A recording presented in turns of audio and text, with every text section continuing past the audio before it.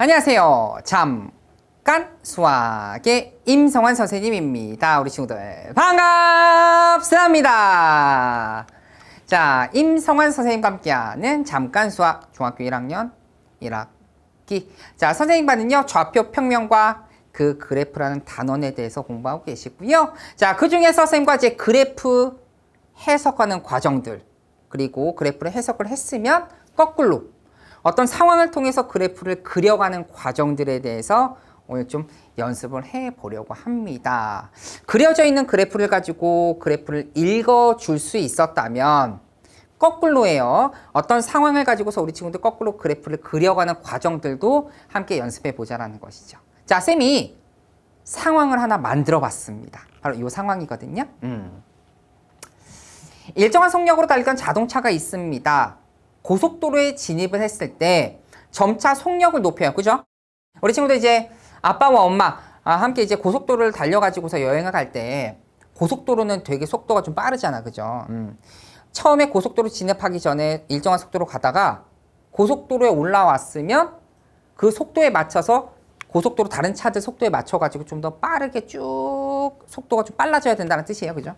높였을 때 자동차의 이동 시간에 대한 속력을 그래프로 나타내시오 그랬습니다. 자, 쌤이 말씀드렸듯이 그래프라는 것은 미지수 x랑 미지수 y 사이의 관계다라고 이야기를 했고요.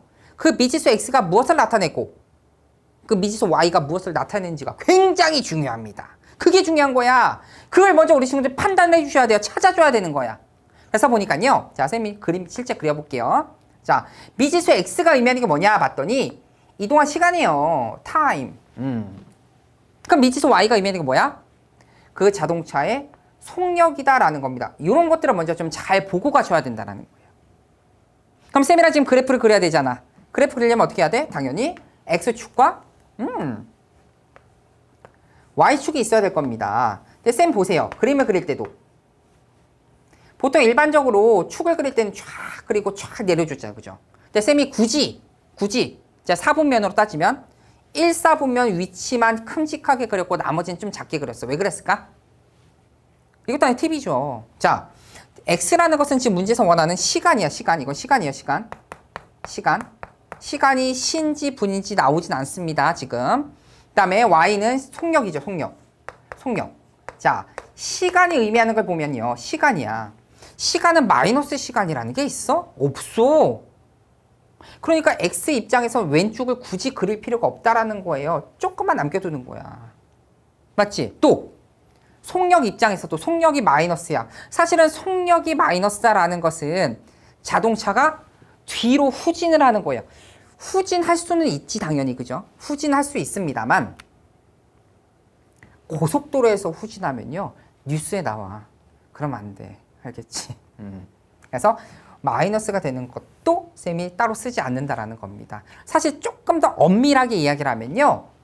속력과 속도라는 개념이 조금 차이가 있어요. 그 내용들은요. 언제? 이제 고등학교 올라가서 조금 더 자세하게 구분을 지을 거고요. 중학교 과정에서는 그러니까 속력과 속도는 그냥 같은 뜻이다라고 생각해 주시면 됩니다. 음수의 값은 나올 수가 없다. 정확히 말하면 뒤로 후진할 수 있겠습니다. 알겠죠? 그래서 원점까지 딱 그려주고 이제 그리는 겁니다. 선생님 한번 해볼까요?